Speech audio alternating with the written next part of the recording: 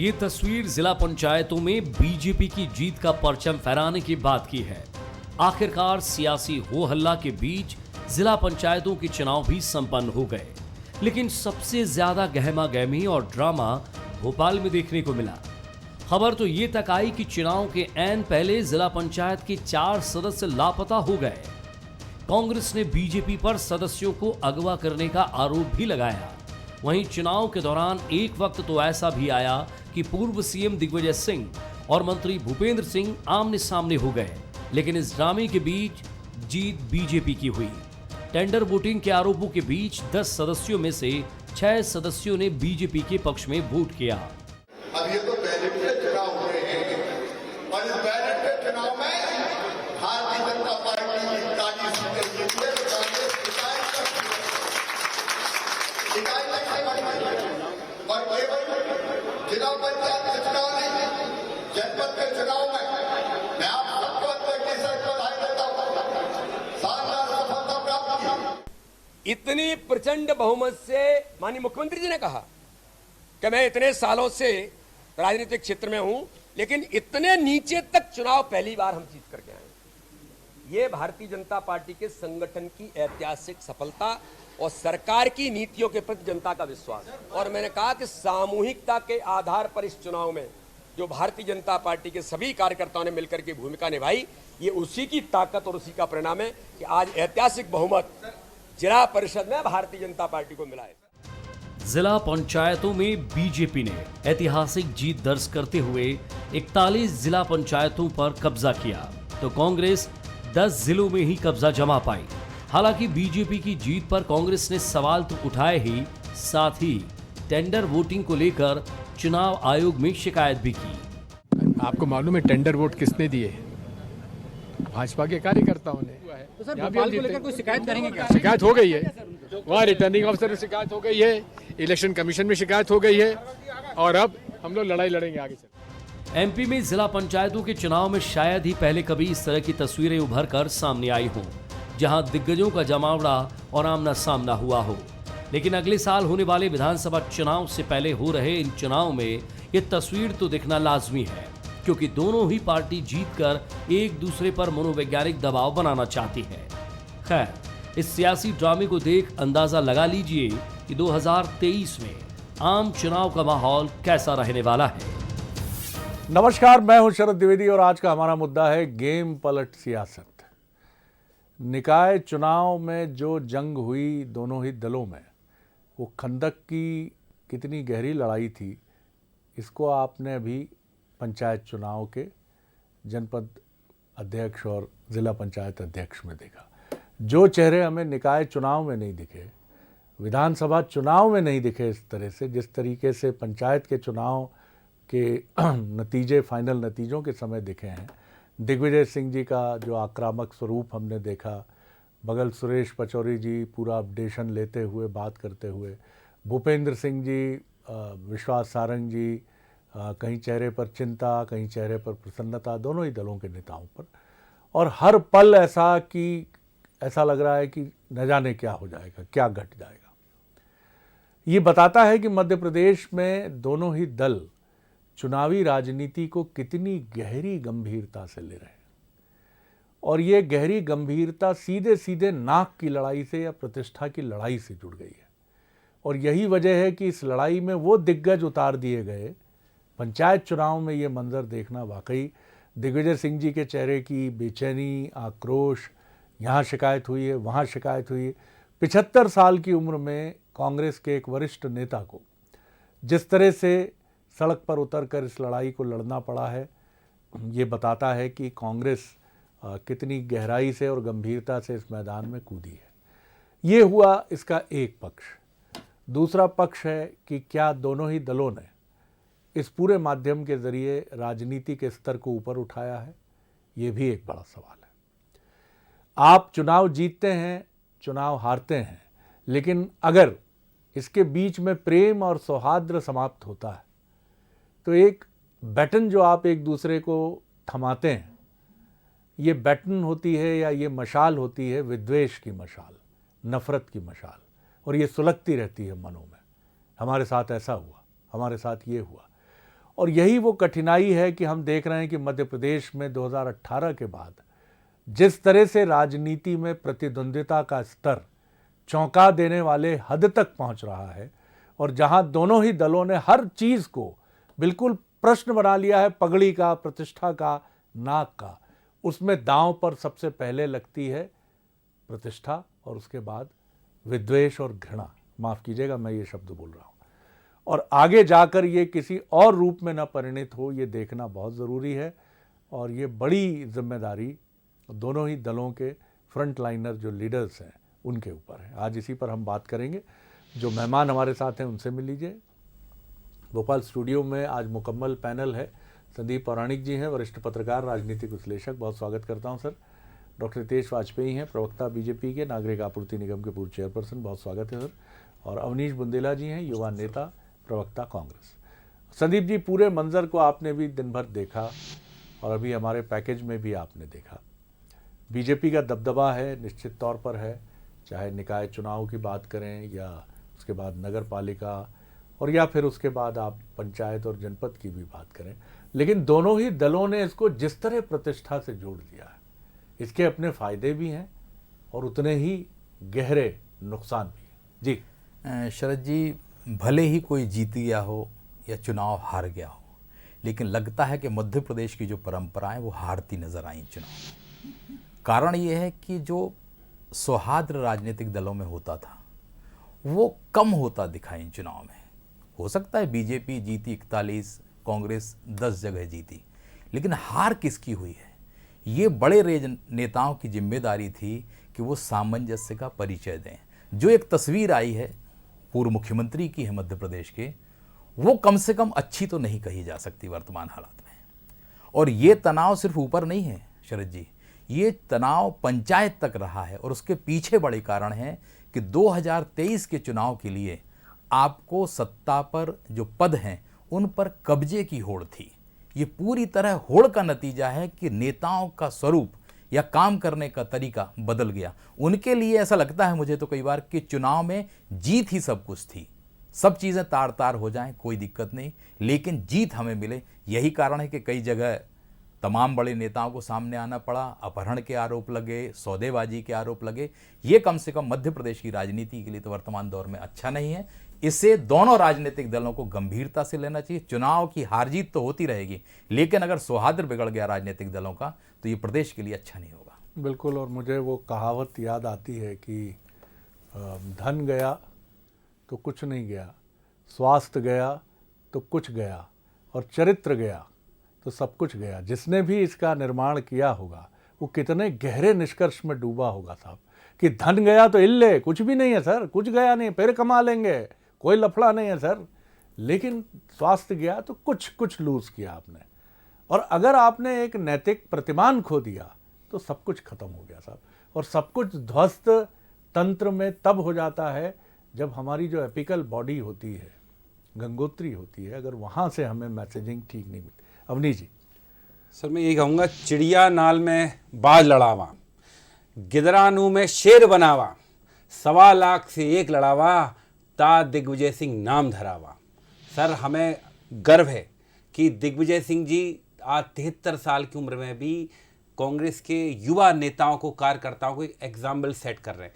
तस्वीरें आती सर, तस्वीरें किस एंगल से पेश की जा रही हैं शरद जी, ये बड़ा महत्वपूर्ण है। अगर आप उस पूरे वीडियो को देखेंगे तो मुझे लगता है जो पुलिस वाले जो देख रहे हैं वो दिग्विजय सिंह जी से तो काफ़ी युवा हैं, आप समझ सकते हैं, वर्दी भी पहने हैं।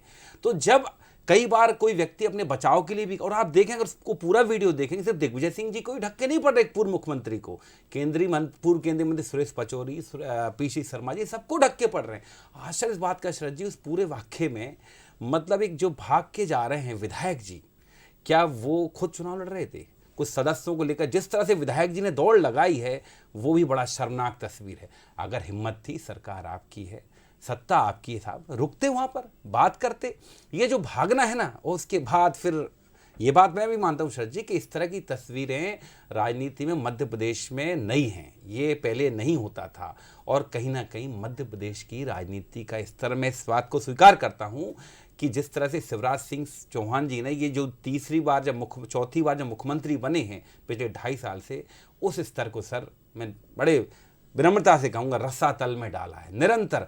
ठीक है, आरोप प्रत्यारोप तो सदैव मतलब आप लगाएंगे, विपक्ष पर ही लगाएंगे। आप तो पाक साहब हैं साहब, आप तो बिल्कुल मतलब आपसे तो कुछ गलती हो ही नहीं सकती आज है। कोई विचार की भी बात हो जाए सर, आज कोई विचार की भी बात हो जाए, तो सर कौन जीता कौन हारा, किसने धक्का दिया किसने धक्का खाया, ये सारी बातें मुझे लग रहा है हम फिर पेड़ की पत्तियां तना टटोल रहे हैं। जड़ तक जाइए सर। जी सर देखिए, ये जैसा कि हम स्पष्ट कर दें एक बात को कि इस चुनाव में बीडी शर्मा जी को मैं सुन रहा था, कुछ भी कहते हैं ऐतिहासिक जीत ये वो जो भी सर, लेकिन ये आप भी जानते हैं कि सर हमने कमलनाथ जी के नेतृत्व में कहीं ना कहीं शिवराज सरकार को हिलाया है।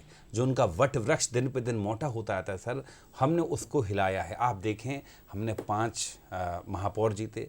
ये तो कह रहे थे कि हम सर जनपद में कहीं है ही नहीं, उसमें भी आप देखें 163 हम सीटें जीत कर लाते हैं, 163 जनपद अध्यक्ष बनाते हैं। मैं आता हूँ डॉक्टर हितेश वाजपेयी, मैं चाहूँगा कि कुछ विचार पर बात हो, किसने क्या किया क्या नहीं किया।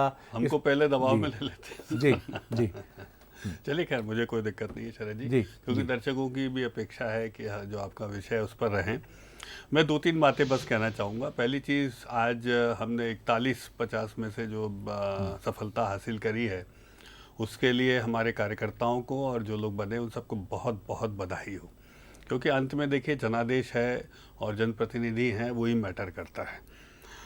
शरद जी, आपने आज जिन घटनाओं की ओर इशारा किया, मैं बुंदेला जी की बात से सहमत हूँ। भाई दिग्विजय सिंह जी कोई जिला पंचायत सदस्य तो थे नहीं, ना अध्यक्ष थे, ना पीसी शर्मा थे, ना सुरेश पचौरी जी थे, फिर वो वहाँ क्या कर रहे थे?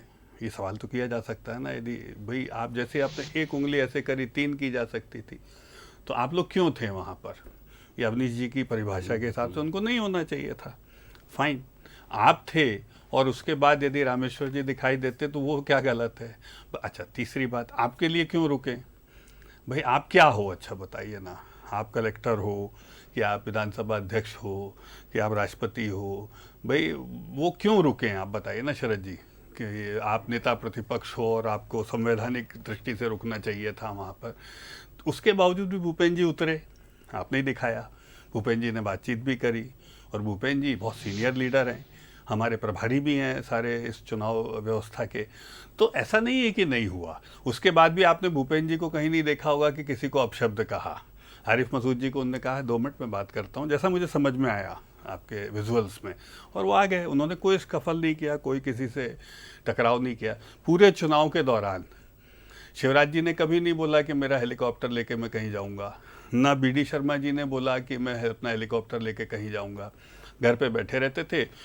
3 बजे के करीब, 4 बजे के करीब शरद जी आपको ध्यान होगा, रोज काउंटिंग में अपनी वो बाइट दे देते थे कि मैंने इतने स्थान जीते हैं और हमें अच्छा लग रहा है। आज भी यही किया, और कुछ तो नहीं किया, अपने ही कार्यालय में किया, हम किसी के यहाँ घुसे भी नहीं जाके। सर 41 हम जीत रहे हैं, 226 से प्लस हम, तो सर हम क्या करें? अच्छा ये बताइए भाई, लोकतंत्र में चुनाव यदि हम जीत जाते हैं, अभी अब काउंटिंग होगी आपकी पालिका परिषद की, उसमें सर्वाधिक पार्षद हमारे, क्योंकि वो तो सिंबल पे ही हुए शरद जी, हमारे मेयर बनेंगे।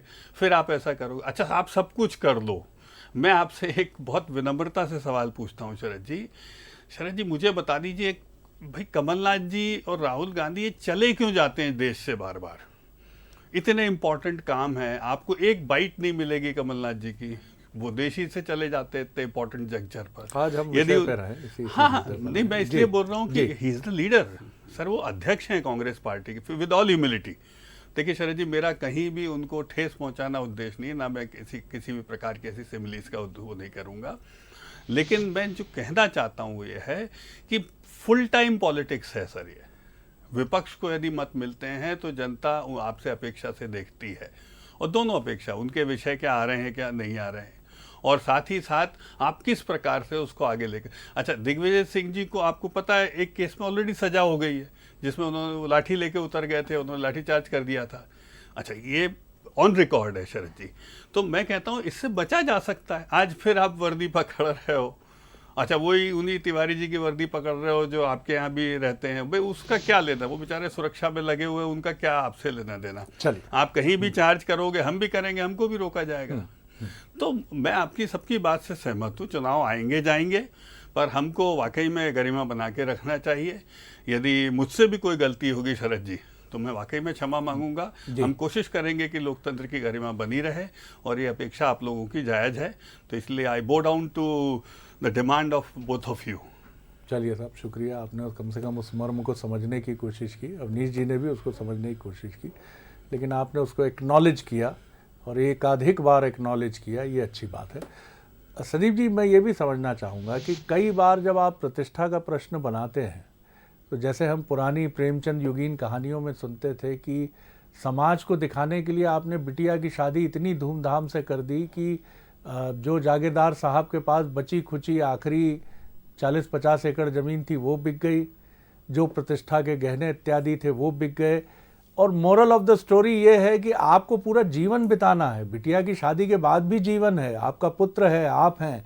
ये दोनों पार्टियां जिस तरह से निकाय चुनाव, पंचायत चुनाव में इन्होंने अपनी ताकत झोंकी है और इसके नतीजे सबके सामने हैं, बीजेपी का पलड़ा भारी है। लेकिन आप एक युद्ध को जो 14 महीने पहले, ये तो अच्छी बात है, नहीं तो मैं चिंतित भी होता कि 4 महीने बाद तो मुख्य चुनाव है, आप यहीं अपना पूरा परिश्रम और अपनी पूरी ताकत एग्जॉस्ट कर रहे हैं। ये क्यों? क्या इसके पीछे कहीं वही 2018 की लड़ाई है जो 2018 से 2020 तक फैलती है और दोनों ही राजनीतिक दल एक दूसरे को बहुत सशंकित और आशंकित भाव से देखते हैं? शरद जी, आप ये मान लीजिए 2023 के पहले की जो फिल्म है उसका ट्रेलर है ये। आप ये मान के चलिए कि 2023 का चुनाव बहुत कश्मकश भरा होने वाला है और संभवतः हो सकता है, ये आशंका है मेरी, कि जो मध्य प्रदेश में चुनाव के दौरान तस्वीरें नहीं दिखी वो दिख सकती हैं, क्योंकि राजनीतिक दलों में इस समय ये होड़ है कि किसी तरह हम सत्ता में बने रहें। मैं किसी एक राजनीतिक दल की बात नहीं कर रहा। एक दल कहता है कि अगर हम 2023 का हार गए चुनाव तो हमारा पता नहीं हम कहाँ जाएंगे। एक वो दल है जो पिछले 20 साल से सत्ता में, उसे आगे सत्ता बरकरार रखनी है। तो ये संघर्ष की शुरुआत है। एक चीज़ क्या ये भी महत्वपूर्ण नहीं है संदीप जी कि बारिश का पानी अपने साथ स्वच्छ चीज़ें नहीं लेकर आता है। कई बार कुछ ऐसी, मैं माफ़ कीजिएगा, तो तमाम सम्मान के साथ ये बात कह रहा हूँ, लेकिन इस प्रतिस्पर्धा की लड़ाई में दोनों पार्टियों में बहुत कुछ ऐसा राजनीतिक सामान चला आ रहा है। अगर मैं सामान से भी आपत्ति है तो माफ़ कीजिएगा, राजनीतिक माननीय जो चले आ रहे हैं, ये भी इनकी कितनी नैतिकता है, कितनी निष्ठा है। देखिए शरद जी, जो दिख रहा है मध्य प्रदेश में पिछले कुछ समय से, राजनीतिक में सत्ता बड़ी चीज़ हो गई है। लोगों की नैतिकता थोड़े से पीछे छूट गई है पहले की तुलना में। जहां पद दिखता है, जहां लाभ दिखता है, जहां संभावना दिखती है, लोग उस तरफ बढ़ जाते हैं। और ये दिख रहा है हमें, बीते कुछ समय में ये साफ नज़र आ रहा है कि सत्ता में हिस्सेदारी के लिए लोग किसी भी तरह और किसी भी कीमत पर रास्ता बनाने को तैयार हैं। और आने वाले समय में 2023 में भी आपको बहुत कुछ नज़र आएगा, जिसकी हम अभी व्यक्त नहीं कर सकते हैं, लेकिन नज़ारा कुछ अलग होगा पिछले चुनाव की तुलना में। जी अवनीश जी, यही सवाल आपसे भी मैं इस संदर्भ में करूंगा कि पसीना बहाना है 2023 के लिए फोकस रहिए। जो नतीजे सामने हैं वो नतीजे सामने ही हैं, उनको बदला नहीं जा सकता है। उनको लेकर कश्मकश में जाने का या पसीना बहाने का कितना अर्थ है? हमने देखा आपकी पूरी पेस बैटरी झोंक दी आपने इन पंचायत चुनावों के निर्वाचन के लिए भोपाल में, निर्वाचन मतलब सिलेक्शन के लिए, और जिस तरह की चीज़ें घटी हैं वो चीज़ें ये बताती हैं कि इसका असर व्यक्ति के मानस पर लंबे समय तक रहता है। तो ये कई दृष्टि से चौंकाता भी है और चिंता में भी डालता है। सर जी, ये बात जो आपने कही अभी संदीप जी की बात से भी मैं सहमत हूँ और आपके चैनल पर नरेशन भी मैं सुन रहा था स्टार्टिंग में। मतलब ये बात सही है कि इससे ज़्यादा कश्मकश वाला जनपदों का, पंचायतों का, नगरीय प्रशासन का चुनाव शायद मध्य प्रदेश में अभी नहीं देखा। उसका रीज़न भी शरद जी कि हम एक लंबे समय से सत्ता से बाहर हैं, हम स्वीकार करते हैं। और कमलनाथ जी के आने पर हमने वो चुनाव बड़ी दमदारी से लड़ा, क्योंकि एक बहुत बड़ा जो डिफरेंस है, that is Kamal Nath make a big difference in this election.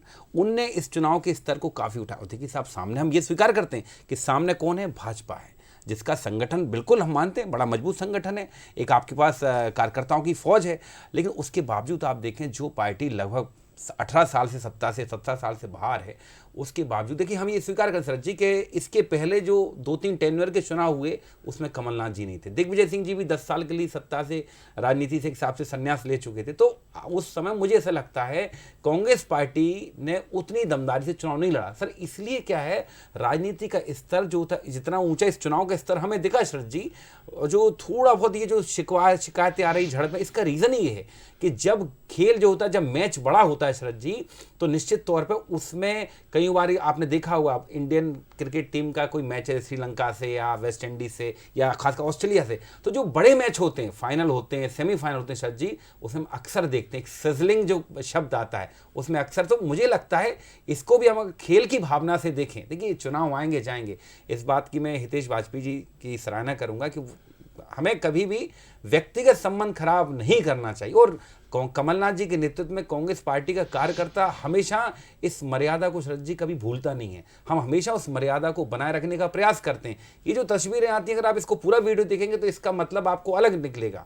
ये ठीक है, विजुअल जो होते हैं शरद जी वो अलग और इशारा कर देते हैं, लेकिन ये पूरा सच नहीं है। सर ये तस्वीर आपके मन में धंसी क्यों है? सर चूंकि आपके जाने दीजिए ना, उसका हमने तो कहा भी नहीं, हमने तो जिक्र ही नहीं किया। आप ही ने उससे शुरू किया, आपने ही उसका जिक्र बार बार किया, हम लोगों ने तो किसी ने भी एक भी बार नहीं कहा। जी तो सर मैं यही कहूँगा कि कमलनाथ जी ने इस चुनाव के स्तर को बहुत ऊंचा पहुंचाया है और हम ये मानते हैं कि कांग्रेस पार्टी ने गेन किया है। ठीक है, आपने ज़्यादा गेन किया, हमने कुछ कम गेन किया, हमने जनपद में ज़्यादा गेन किया, आपने जिला पंचायत में ज़्यादा गेन किया, हम स्वीकार करते हैं। लेकिन शरद जी इस जीत से जो ऑक्सीजन जो मिली है, जो कांग्रेस का कार्यकर्ता एनर्जाइज हुआ है, आप देखेंगे एनर्जेटिक हुआ है, वो असर संदीप जी बिल्कुल सही कह रहे हैं। बात जो है मुझे बिल्कुल समझ आई है और मैं समझता हूं कि आपके बड़े नेताओं का स्वर भी आज अगर उस निर्वाचन जहां पर सिलेक्शन स्थल था वहां इसी तरह होता कि हम लड़ेंगे, हम ये आरोप लगाते हैं लेकिन हम मुस्कुराते हुए ये कहते हैं एक साथ कि हम फिर लड़ेंगे और हम आएंगे और हम इसी तरह लड़ेंगे और कोई चिंतित ना हो। हमने लोकतंत्र की मान्य परंपराओं को कभी नहीं झुटलाया है, न झुटलाएंगे, और ऐसी अपेक्षा हम अपने मुख्य प्रतिद्वंदी बीजेपी से भी रखते हैं। डॉक्टर साहब। सर मैं तो बिल्कुल आपकी जो मूट बात है उसी पे आऊँगा और इसको उदाहरण के साथ दूंगा। मैंने और हम सब ने शिवराज जी के राजनीतिक जीवन को देखा है, लगभग 2 दशक का पूरा हो जाएगा आते आते चुनाव तक, 20 साल बहुत लंबा समय होता है शरद जी, जिसमें 15 महीने भी आप देख लीजिए सर हम हार गए थे 18 का चुनाव हार कर हम 5 सीटों से 6 सीटों से हम विपक्ष में बैठ गए थे शरद जी। कोई हो हल्ला हुआ था क्या? कुछ नहीं हुआ था। आप विजयी हुए थे कांग्रेस, बहुत अच्छी बात है अवनीश जी, आपने सरकार बनाई, सब कुछ किया, सरकार आपके ही अंतर्द्वंद से गिरी, ये सब जानते हैं। अब इससे आपको यदि नाराज होना है तो अपने अंदर होइए ना साहब, हमसे नाराजगी करके क्या फायदा ये बताइए। सरकार आपकी गिरी में मान लेता हूँ, उसके बाद उपचुनाव हुए, उसमें हम लोग जीत कर आके हमने रिटेन किया जो मेजॉरिटी होती है उसको, उसके बाद ये चुनाव हो रहा है, इसमें सर आप बताइए ना फ्लॉ कहाँ है? फिर 15 महीने जब विपक्ष के नेता के रूप में शरद जी शिवराज जी बैठे, तो मुझे बताइए वो विदेश या दिल्ली नहीं रह सकते थे क्या जाके?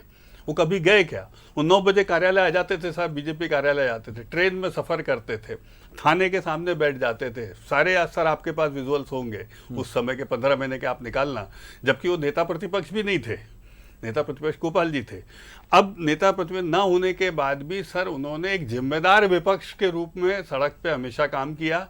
और सर एक फोटो बताना अविनाश जी जिसमें कभी किसी सिपाही की उन्होंने कॉलर पकड़ ली हो या उनके ऊपर केस चला हो, देखिए बहुत गंभीर बात है, मैं माननीय दिग्विजय सिंह जी का भी सम्मान करता हूं, पर साहब यदि आपको सजा हो जाए इस बात पर कि आपने लाठी लेके मार दिया सार्वजनिक रूप से और 1 साल की सजा हो जाए, तो ये सोचने का विषय है और इसको हम सर सुधारें।